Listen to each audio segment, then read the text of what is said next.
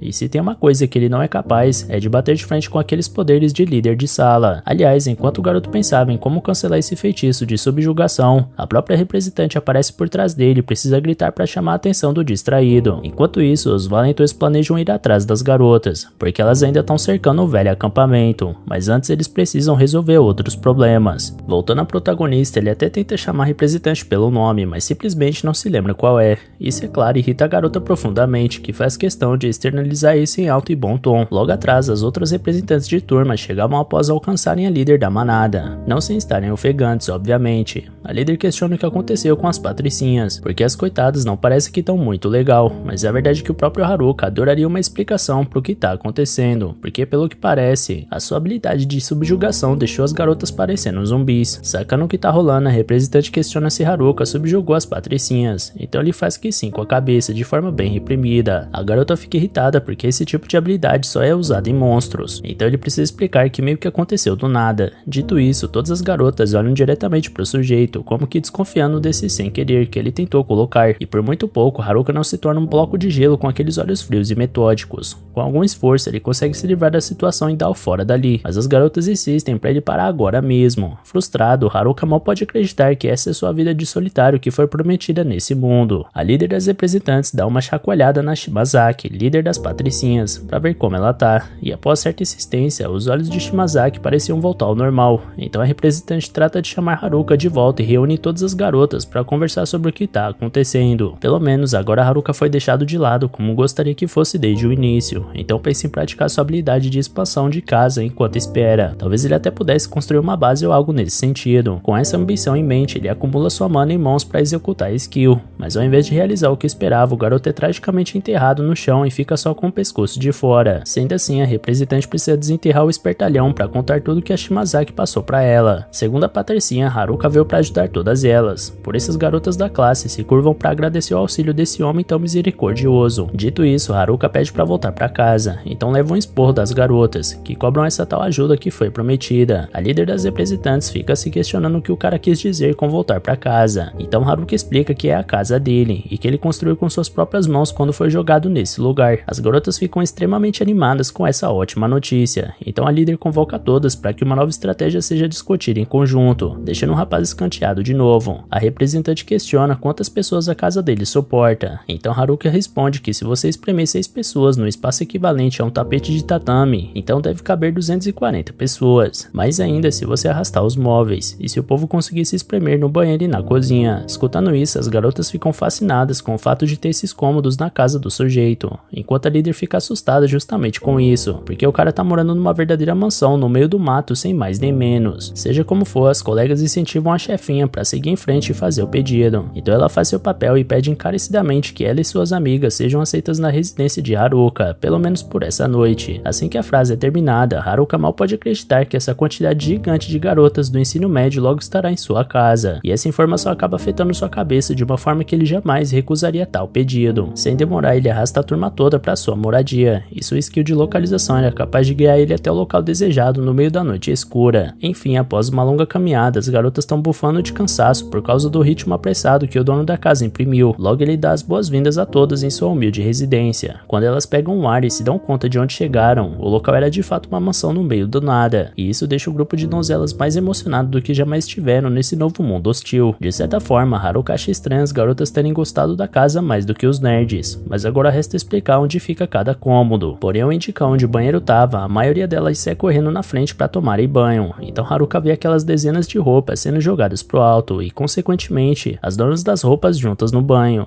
Haruka percebe que todo esse tempo na floresta deixou essas garotas parecendo selvagens, e já que o lugar estava cheio de gente, o dono da casa arranjou seu próprio cantinho ao armar uma barraca do lado de fora. No entanto, enquanto comemora sua solidão, ele é atrapalhado pela líder das representantes de turma, ela que gostaria de agradecer pelo grande suporte que Haruka tem oferecido, porque todas as garotas estavam muito apreensivas depois que os rapazes foram embora, e é bom elas estarem mais tranquilas novamente. Afinal de contas, o que um quarto chique, comida e um banho bem dado são capazes de fazer para a alma do ser humano é incrível. Apesar disso, a Lydia acha que não foi capaz de liderar seu grupo nesse terror todo que elas passaram. Haruka argumenta que ela protegeu a todas nessa noite, mas ela responde que infelizmente não é capaz de fazer o que o Oda e os demais podem. Quanto a isso, Haruka acredita que ela nem precisa ser capaz disso, porque os nerds foram praticamente criados para esse tipo de ambiente e vieram para cá sabendo como agir, e eles são os aliens dali por essa razão. O resto todo não faz ideia de como se virar nesse lugar, e é por isso que a garota deveria evitar de se comparar. Com isso, ela realmente se sente melhor após o que foi dito, mas ela fica pensativa com uma coisa: se Haruka é capaz de construir uma mansão no meio do nada, talvez ele que seja o alien dessa história. Então o garoto se assusta com a qualidade da percepção da jovem. Logo ela se despede e deseja boa noite pro anfitrião. Após um longo tempo, as garotas tiveram a chance de tomar um bom banho e dormir numa boa cama, por isso descansam feito bebês nessa mansão inesperada. Haruka acaba ficando com um lugar menos confortável, mas só de estar quieto no seu canto já tá ótimo. Sozinho com seus pensamentos sobre garotas de camisola, o depravado imagina que a noite será longa. Quando volta a amanhecer, uma garota pede perdão por acordar Haruka, mas informa que o café da manhã tá pronto. Ele acorda assustado por não fazer ideia de quem é essa pessoa dentro da sua barraca, então pede pra ficar só mais meia horinha na cama antes de levantar. Logo a garota se aproxima engatinhando e comenta que pelo que parece, ele não tem a menor intenção de levantar. Sem graça, Haruka tenta mudar o clima ao perguntar o que tá rolando pro café, então ela conta que tem cogumelos e peixe grelhado, deixando o moleque com a corda toda após passar esses dias todos só comendo cogumelos. Sem querer, ele acaba dando uma cabeçada na garota. Saindo da barraca, a garota tenta se recuperar da pancada, enquanto Haruka, que não é bobo nem nada, nem pede desculpa e já cai pra dentro do peixe. Logo na primeira mordida, o sentimento de amor que ele desenvolveu pelo peixe morto já era mais forte do que tudo. A representante questiona se o garoto não tá vivendo perto de um riacho, e ele confirma que sim, mas passou esse tempo todo só comendo os cogumelos e observando os peixes na água, porque os infelizes são rápidos e lisos demais para serem pegos tão facilmente. Pensando nisso, ele quer saber se as garotas têm um jeito mais fácil de pegar os peixes, então elas mostram a tática que tem feito esse trabalho se tornar algo bem fácil. Ao levar Haruka para a beira do rio, uma delas joga um poder elétrico que mata os peixes na mesma hora. Fascinado, Haruka pede para a garota repetir mais uma vez, e quando ela acumula a eletricidade nas mãos novamente, o rapaz usa sua habilidade de embalagem para aprender o feitiço e usar no rio com as próprias mãos. Feito isso, ele comemora ter pego os peixes pela primeira vez, além de ter desenvolvido sua própria magia elétrica. Aparentemente, com essa habilidade de embalagem, ele pode capturar qualquer magia elemental e reproduzir ela da sua forma. A representante comenta que isso parece apelão demais, então Haruka complementa que, pelo que parece, essa é uma técnica combinada entre as habilidades embalagem e mestre de nada. De toda forma, ele lembra que ficou só com os piores poderes, e que o resto das pessoas tá com os melhores, tanto que controlar aquela magia elétrica quase fez o garoto mijar nas calças de tanta emoção. Logo depois, Haruka se reúne com a líder das garotas e questiona se ela já decidiu o que vai fazer dali pra frente. Então ela conta que elas ainda não chegaram num consenso, mas que parece que todas vão pra cidade. Haruka imagina que as patricinhas estejam querendo correr atrás dos nerds, e elas confirmam que precisam se desculpar. A líder ressalta que seria importante ganhar alguns níveis antes de partir pra essa viagem, o que Haruka concorda, e já que esse é o plano, ele gostaria de ajudar. A líder agradece, mas explica que o objetivo não é correr atrás do Oda e os outros otakus. Haruka lamenta porque adoraria ver o embate entre as patricinhas e os nerds com suas habilidades roubadas. De toda forma, ele se reúne com todas elas para começar a jornada pelo desenvolvimento. Primeiro, ele gostaria de saber em que nível cada uma delas tá, então as da frente mostram que estão entre o nível 16 e 21. Haruka fica assustado com o fato do nível mais baixo dos mostrados ser tão alto, já que ele mesmo tá no 7º nível, mas se é para manter sua palavra, ele logo identifica 3 kobolds que estavam dando sopa em uma moita próxima e pede para as garotas darem um jeito neles, porque esses monstros têm só metade do nível delas. Assim, todas começam a se alongar e se preparar para o combate, mas quando chega a hora, todas levam uma surra sem tamanho. Haruka reclama que isso foi patético, então elas começam a reclamar que ninguém avisou que esse bicho mordia. Pouco depois, ao invés de ter sua paz e sossego na tenda que montou, o coitado vê várias garotas se reunindo lá dentro para fazer uma revisão da luta, ao invés de estarem em qualquer outro lugar. Sem demorar, elas saem da barraca com a confiança recuperada, menos a garota de cabelo roxo que acordou o protagonista mais cedo. Ela quis a oportunidade para pedir desculpas para ele, porque só tava testando ele mais cedo, já que quando os garotos atacaram, ela quase foi pega e ficou traumatizada. Por isso, ela queria saber se Haruka também faria algum mal para elas, mas ele provou justamente o contrário, por isso ela vai acordar ele amanhã de novo pro café. Dito e feito, o jovem já começa comendo peixe pela manhã, enquanto as garotas treinam para revanche contra os kobolds. Após o treino, algumas delas estavam tão cansadas que nem conseguiam se levantar, enquanto outras fingiam estar doentes para não terem que ir pro combate. Ainda assim, as que seguiram em frente foram capazes de derrotar o trio de kobolds kobolds. Após a vitória, elas cumprimentam os derrotados e começam a achar que se tratam de cachorrinhos de estimação. Em seguida, a líder do grupo avisa ao Haruka que estão prontas para partir para a cidade com ele, mas ele não disse em momento algum que iria junto. Mais tarde, quando tudo fica pronto, elas finalmente partem. Então Haruka avisa a líder que não há como saber o que terá lá fora. Portanto, todas elas precisam se manter bem atentas e com o juiz em dia. À noite, debaixo de forte chuva, um estudante corre desesperado para longe de alguém que o perseguia. Após tropeçar numa pedra, ele cai com força no chão e acaba sendo alcançado. Ele grita que não tem a habilidade que o cara tá procurando, mas o perseguidor ignora e ataca o rapaz. No dia seguinte, Haruka carrega o grupo pela floresta, sempre mantendo em mente que os valentões podem estar em qualquer lugar de olho. Por isso, o líder precisa garantir que todos fiquem em segurança, e para que isso aconteça, o caminho é dar o fora dali o quanto antes de chegar na cidade. Contudo, não era apenas os delinquentes que poderiam ser um problema nessa jornada, porque a floresta em si guardava seus perigos, que não eram simples de serem ultrapassados. Por exemplo, um orc enorme se coloca na frente do grupo, então Haruka manda todos se afastarem e aprenderem os movimentos que ele vai apresentar, então se coloca à frente para enfrentar o monstro sozinho. Ao ver o humano avançando em sua direção, o monstro golpeia com sua clava na direção dele e percebe que acabou errando o alvo. Haruka usou essa esquiva para analisar a velocidade do orc, porque segundo o que os nerds disseram, essa raça tem uma ótima resistência a ataques físicos, e eles só conseguiam derrotar essa criatura ao usar magia. Com isso em mente, o herói solitário abre seu menu em busca de algum feitiço que pudesse ser eficaz, e dentre eles estavam 4 elementos, que são os clássicos fogo, água, terra e ar. Haruka aprendeu essa habilidade depois de tanto usar o empacotamento de inúmeras formas, como para limpar o chão da sua casa, por exemplo. No final das contas, algumas técnicas supostamente inúteis podem acabar servindo bastante, e Haruka tá virando mestre em usar isso ao seu favor. De toda forma, Haruka não estava sozinho nessa luta, então o orc volta a atacar seu oponente e destrói a árvore onde ele estava escondido com sua clava gigantesca. Os próximos golpes começam a chegar perto demais do humano, que precisa agir antes que vire ensopado de carne. Para impedir que isso aconteça, ele dá a volta rapidamente no orc e dá uma paulada nele, fazendo o coitado chorar e cair no chão. Com essa vitória, Haruka fica pensativo, porque tinha acabado de dizer que orcs são resistentes a ataques físicos e simplesmente derrotou um com seu mísero pedaço de pau. Até as garotas se aproximam para tentar entender o que aconteceu, ainda mais porque elas não aprenderam nada com essa performance esquisita. Mas como nem o rapaz sabia explicar o que tá pegando, ele promete lutar certo da próxima vez e apelar pra magia. Por falar na próxima vez, o grupo se depara com um novo orc mais à frente, então Haruka decide experimentar sua magia de fogo contra ele. Sendo assim, o garoto arremessa uma bola de chamas contra o alvo e vence a batalha, deixando todo mundo confuso mais uma vez com a facilidade com que esse cara tá resolvendo essas lutas. Além do mais, assim como aconteceu antes, elas não puderam aprender nada do que foi feito no combate, porque esse moleque é apelão demais pra resolver as coisas igual gente normal. No entanto, com a chegada da noite, as garotas já não estavam tão bravas quanto mais cedo, porque no prato de cada uma tava uma porção de carne assada pronta para ser devorada, enquanto elas relaxavam num acampamento improvisado para passar a noite. Afastado dali, Haruka montava sua armadilha feita com magia de terra para manter os inimigos longe, nesse caso um buraco extremamente profundo. As tendas mágicas dele possuem um repelente de monstros, além de serem capazes de detectar presenças, então as garotas estarão completamente seguras. Com isso, agora é hora de traçar a rota de amanhã usando um mapa que ele aprendeu a invocar usando a habilidade de avaliação. Observando a localização do rio, ele acaba sendo alertado pela presença de inimigos na área, por isso corre para verificar a situação. Ao olhar de longe e notar algumas figuras masculinas, Haruka acha que são os valentões e começa a soar frio, mas eram apenas os atletas que abordam o garoto amigavelmente. Haruka quer saber o que eles estão aprontando por ali, imaginando que eles estão atrás de alguma coisa pela mata. Ofendidos, os atletas explicam que não vieram por garota nenhuma, e sim pelo próprio Haruka. Enquanto as garotas, eles sentem que não podem confiar em mais ninguém da classe. Tirando isso de lado, o líder dos atletas informa que tem uma skill rodando pela floresta que é mais perigosa que a marionete e hipnose. Haruka pensa em qual magia poderia ser mais complicada que essas duas, e lembra da habilidade sequestro. O atleta confirma que é exatamente essa, e que os delinquentes não estão com essa técnica, como era de se imaginar, mas sim alguém de fora. Em relação a isso, Haruka estende a mão de forma ameaçadora e chama os garotos de estúpidos, porque eles não consideram que o próprio Haruka pudesse possuir essa técnica. Porém, se for esse o caso, os atletas acham 1000 vezes melhor ela estar na mão dele do que na dos valentões, mas eles querem saber se o solitário realmente sabe invocar essa magia. Sem graça, Haruka explica que na verdade só consegue usar a magia de servidão, coisa que os atletas não fazem ideia do que é, mas uma vez que tá nas mãos de Haruka, eles confiam que nada de ruim pode acontecer, porque certamente o cara não deve usar pra nada nada muito útil. Ligeiramente ofendido com essa afirmação, Haruka responde que é bom não mexer com os solitários, mas os atletas estão longe de querer arranjar qualquer confusão. Na realidade, eles só vieram avisar o grupo para terem cuidado com a habilidade de sequestro, e que eles estarão de olho nos delinquentes ao redor da floresta. Por último, eles gostariam que Haruka pedisse desculpas para as garotas em nome deles, por toda a treta que rolou no acampamento da classe. Dito isso, os rapazes se despedem e vão embora, enquanto a representante da turma escutava toda a conversa escondida. Quando volta a amanhecer no dia 17, Haruka mobiliza a equipe para voltar à caminhada, e por algum motivo desconhecido, elas pareciam mais animadas do que de costume. Isso deixa o sujeito pensativo. Assim que ele se afasta de todas, a representante de turma vai até Haruka para falar sobre a conversa que ele teve com o grupo do Kazikaze. Sobre isso, Haruka conta que eles pediram desculpas por tudo que rolou, mas não é sobre isso que a garota quer debater. Na verdade, é ela quem pede perdão pro garoto de antemão e demora muito para desembuchar por se tratar de um assunto muito pesado. Sem demorar, Haruka saca que é ela quem tem a habilidade de sequestro, e isso surpreende a representante, porque ela pediu pro grupo do Oda manter isso em segredo, mas já que Haruka descobriu, ela quer saber por que ele ajudou ela mesmo sabendo disso, ao invés de ter ficado com medo. Haruka não entende por que deveria ficar com medo, então ela explica que essa habilidade é capaz de roubar a skill do alvo depois que você tira a vida dele. Portanto, é a técnica mais roubada e macabra de todas, certamente digna de provocar o terror. Quanto a isso, Haruka ressalta que os nerds não tiveram medo também, e que eles selaram as habilidades de marionete e hipnose dos valentões, mas deixaram a representante com a do sequestro. Isso quer dizer que eles acreditavam que apenas ela deveria carregar esse poder. A representante chora de emoção com essa fala e revela que a culpa dela tá chorando tanto é do Haruka. Então o cara sai correndo e se defendendo da acusação. Porém, a verdade é que a representante se sente grata por tudo que ele tem feito. Mais tarde, o grupo volta a caminhar até o rio, então Haruka aproveita que chegou no lugar onde ele queria para testar uma coisa que tinha em mente. Dito isso, ele parte em disparada para determinada direção e aciona sua infusão mágica. Depois, ele usa o peso mágico para deixar suas magias mais leves e dá um salto enorme pro alto, pulando de galho em galho até chegar numa altura extraordinária. Obviamente, ele ainda não aprendeu a voar, por mais que tivesse tentado, por isso cai duro no chão e praticamente perde todo o HP. Sem sombra de dúvidas, ele teria morrido se não tivesse usado sua infusão mágica, mas pelo menos ele descobriu a rota que deve seguir ao brincar de pássaro por alguns segundos. Mais tarde, meio maluco por ter caído de uma altura imensa, Haruka tenta explicar para a representante de turma como voltou na escolta todo arregaçado, mas falha miseravelmente. Seja como for, assim que amanhece eles voltam para a estrada, dessa vez usando uma rota bem mais rápida. No caminho todo tipo de coisa aconteceu, como um banho em grupo das garotas da sala, fora um trio de orcs que correu atrás de todo mundo em determinado momento. Mas aconteça o que acontecer, a equipe se mantém forte e unida rumo ao seu destino, e logo após a tempestade, finalmente veio a bonança. Em outras palavras, eles encontram a saída da floresta, e as garotas comemoram. Por outro lado, Haruka mantém a guarda alta, porque não sabe o que pode encontrar por essas colinas. Olhando seu menu, ele descobre que aprendeu a habilidade de caminhada aérea por conta do espetáculo particular de ontem. Sem demorar, ele testa essa técnica para ver como funciona e verifica a segurança da área para continuar a jornada com as garotas. Olhando para todos os lados, ele enxerga um grupo de nativos em apuros. Porém, ainda que estejam sendo atacados por monstros, isso não quer dizer que sejam boas pessoas. Por isso, Haruka considera não ajudar eles. Por outro lado, as garotas voltaram por socorrer aquelas pessoas, e a representante se compromete a lutar contra aquele grupo se eles forem bandidos. Imaginando que ela agiria desse jeito, Haruka decide ir sozinho para não colocar as companheiras em risco. Sendo assim, para alcançar o grupo em perigo, ele repete as magias que usou ontem e hoje para correr mais alto, mas adiciona um pequeno furacão usando o elemento vento para impulsionar sua velocidade. O problema é que o furacão acabou puxando a representante junto dele nessa ação, então a coitada se vira para agarrar a capa do cara e não virar panqueca no chão. Porém, como se não fosse bastante, os dois percebem que não vão conseguir brecar o voo da forma como gostariam, por isso eles se chocam, feito um meteoro perto da carruagem do grupo atacado. Enfim, após toda aquela poeira baixar, os homens nativos não entendiam nada do que estava acontecendo, mas pelo menos o Haruka tinha acabado com aqueles monstros que o cercavam, além da própria representante de classe, pelo que parece. Logo o líder do grupo, de cabelo preto, se apresenta como Ofter, então o outro homem diz se chamar Gatek. Haruka quer saber por que eles foram atacados, então Ofter explica que mercadores foram atacados por uma alcateia de grandes lobos verdes, então a guilda colocou a cabeça desses monstros a prêmio. O grupo pensou que pudesse tirar uma grana com isso, mas pelo que Haruka pode ver, eles se enganaram completamente. Independente disso, não é hora de chorar pelo leite derramado, então Ofter pede para que todos coletem o que sobrou dos espólios. Haruka assa um cogumelo para Gatek se alimentar após a batalha, então o nativo comenta com empolgação que eles são buff shrooms, cogumelos que dão buff e são extremamente valiosos. Surpreso com isso, o solitário serviu o resto do grupo com essa comida, então as garotas começaram a se sentir novias em folha. Assistindo isso, por algum motivo, Haruka começa a se incomodar pelo fato desses dois estarem em um grupo com 3 garotas tão belas. Pouco tempo depois, o resto do grupo chega até Haruka, então as garotas ficam encantadas ao conhecer uma elfa pela primeira vez na vida. Em seguida, todos são guiados enviados pelos nativos até a tão sonhada cidade, que se chama Omoi. Para marcar aquele momento único, o grupo faz um risco no chão que representa a linha de chegada para uma nova vida. Então elas ultrapassam a faixa com um salto em direção ao futuro. Enquanto isso, os valentões continuam upando na floresta e procurando as garotas pro tão aguardado acerto de contas. Um garoto que foi capturado por eles aconselha os delinquentes a romperem o selo que foi colocado contra as habilidades marionete e hipnose. Mas o problema é que para que isso seja feito, antes eles precisam de alguém que possua a habilidade selar. Ou seja, antes de tudo, os valentões precisam achar os nerds, que são os possuidores dessa técnica. Com isso, eles poderão se vingar de todos de uma vez só. Estranhamente, enquanto rolava esse diálogo, o garoto que estava acompanhando os delinquentes dá uma risada macabra. Ao mesmo tempo, os atletas observam a movimentação dos inimigos de longe e percebem que nada de bom vai sair daquela conversa. Voltando à cidade de Omoi, os integrantes do grupo ficam encantados com a beleza e vivacidade, e realmente percebem que de fato estão em outro mundo. Todos estão felizes menos Haruka, que não acha esse um local muito adequado para um solitário como ele. As garotas se emocionam com as lojas de roupas diferentes que ali tem, assim como lojas de conveniências com itens jamais vistos antes. Contudo, apesar da empolgação inicial, a representante de turma lembra que tem algo de importante para realizar agora. Vendo a garota se apressar para fazer o que deve, Haruka pelo menos se alegra por ter trazido todos a salvo, então presume que sua missão foi cumprida. Ao redor da cidade, duas garotas observam que as estruturas parecem cupcakes e se perguntam se poderiam comer as casas. Então a representante precisa ser a voz da razão e lembrar a dupla que pedra não faz bem para a digestão. Como tá tendo trabalho com a empolgação excessiva da turma, a representante pede uma ajuda pro Haruka, mas o sujeito tá aproveitando o momento para dar uma relaxada e beber alguma coisa na sombra. Imediatamente a mulher dá um esporro no coitado e reconhece que ele acabou de completar sua missão, mas relaxar tanto nesse lugar desconhecido já é demais. Nesse caso, a líder assopra um apito e convoca todas as garotas a se enfileirar para bater continência. Feito isso, ela anuncia o que deve ser feito agora. Primeiro de tudo, eles devem ir até a Guilda dos Aventureiros, onde venderão toda a bugiganga que conseguiram na aventura até agora e se registrar como aventureiros. Depois disso, eles devem encontrar um lugar para passar a noite. No dia seguinte, eles vão perguntar por aí sobre o grupo do Oda. Escutando isso, Shimazaki, a líder das patricinhas, pergunta por que o grupo do Oda está sendo deixado para trás na lista de prioridades. Então a representante fica acuada e explica que não queria que soasse dessa forma. Haruka aproveita para meter o bedelho e comentar que Shimazaki realmente está preocupada com os nerds, mas ela recusa prontamente por vergonha de admitir. De uma forma ou de outra, eles finalmente vão até a Guilda dos Aventureiros e Haruka se sente intimidado com o exterior do estabelecimento. Do lado de dentro, a sensação fica ainda pior,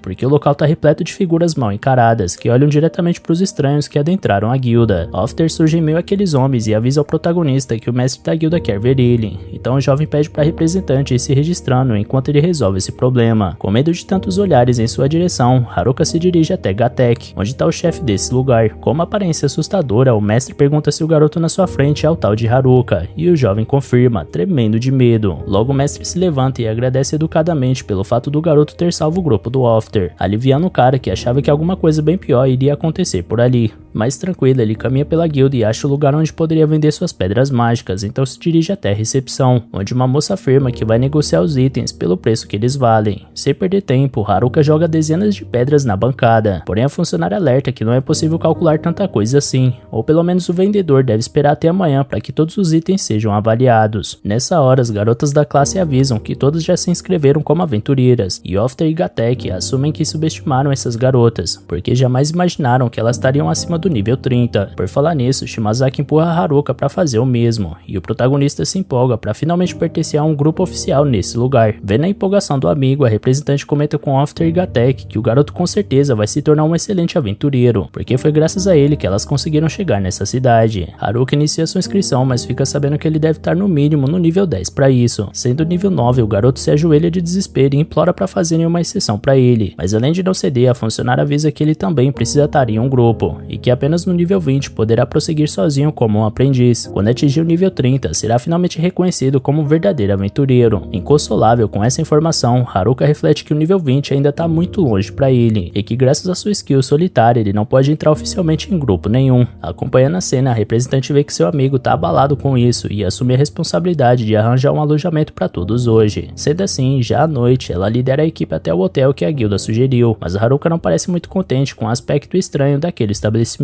Logo na entrada, uma jovem recepcionista recebe os viajantes de braços abertos e comenta que a guilda informou sobre a vinda de clientes novos. Por conta dos corações em cima de cada quarto, Haruka questiona se esse é algum tipo de motel de beira de estrada. Então a representante pede pro camarada baixar a bola. Mais tarde ele nota que não tem nada de diferente nos quartos e até se sente confortável naquela cama, mas sendo sincero consigo mesmo, ele sente falta da floresta. Ao mesmo tempo, Shimazaki se pergunta onde Oda e os outros rapazes estão nesse momento. Quando amanhece no dia 19, desde que a turma chegou nesse mundo, todos tomavam um café da manhã, até que a representante chega com a notícia de que a cidade está relativamente segura e possui todo tipo de loja. Vendo a felicidade das jovens, Haruka sente que elas vão se dar bem nesse lugar, enquanto ele planeja voltar para a floresta assim que vender suas pedras mágicas. Por falar nisso, ao voltar para a guilda e ver a oferta que eles tinham para as pedras dele, a funcionária joga um saco de dinheiro no balcão, avisa que isso é tudo que eles têm por enquanto e pede perdão por isso. Haruka pede para a garota ter calma, enquanto o mestre da guilda aparece para reforçar que eles nem terminaram de contar todas as pedras ainda, e como o jovem pode ver, eles não têm dinheiro bastante para pagar por todas elas, por isso oferece de pagar em parcelas. Como Haruka aceita a proposta, o mestre separa os 8 milhões de reais como primeiro pagamento, e Haruka reflete que, se não tiver enganado, esse dinheiro vale quase a mesma coisa que a moeda do Japão, o que significa que ele tem em mãos pouco mais de 300 mil reais. Em seguida, a funcionária da guilda explica os valores de mercado nesse mundo. No caso do Haruka, ele tinha pedras mágicas de rank F o bastante para totalizar 8 milhões de reais, fora o adicional que ele ganhou por conta da missão dos Lobos Verdes que eles derrotaram ao salvar o grupo do After. Enfim, com essa grana em mãos, a representante de turma anuncia que é hora de comprar itens de necessidades básicas. Katek avisa que conhece um ótimo lugar para eles irem com esse dinheiro todo. Então Haruka já começa a pensar no tipo de lugar que ele adoraria ir, certamente repleto de mulheres com roupas que não cobrem tanto o corpo. Iludido, ele vai até Gatek com esse pensamento na cabeça, embora suspeite que tá um pouco cedo para esse tipo de evento. Pouco depois, eles chegam até o local que Gatek mencionou, uma loja cheia de itens retirados diretamente das dungeons, e que o dono da loja pode até parecer meio bizarro, mas até que é gente boa. De cara, Haruka testa a capa de invisibilidade, as luvas de poder, a bengala de fogo e a espada cortadora de mana. Apaixonado por tudo, ele dá de cara com um colar chamado Loja 7, e o dono do estabelecimento explica que esse acessório permite fundir efeitos de outros 7 equipamentos nele. Ainda mais fissurado com esse item, Haruka é interrompido pela representante de turma, que manda o garoto voltar imediatamente pro hotel, porque tá na hora de dormir. Inconformado, o solitário pede para testar pelo menos mais o raminho de visco, que fortalece bastões e cajados mágicos, mas ao segurar o objeto ele acaba ativando e fundindo sem querer todo aquele equipamento sem ainda ter pagado pelo colar mágico. O dono da loja fica bravo e avisa que esse item vale mais de 10 milhões de reais, então Gatek e a representante tentam convencer um empresário a vender mais barato diante das circunstâncias. No dia 20, Haruka estava completamente falido por conta do seu vacilo, sendo que tinha tanta coisa que ele ainda queria comprar. Felizmente, o dono da loja diminuiu o valor do item para 8 milhões, mas agora o cara tá liso de novo. Agora, mesmo se ele quiser coletar mais pedras mágicas para vender, pessoas de fora não podem deixar a cidade sem se tornar aventureiros e obter uma permissão antes. E caso ele tente se disfarçar entre as garotas, certamente a representante não vai deixar.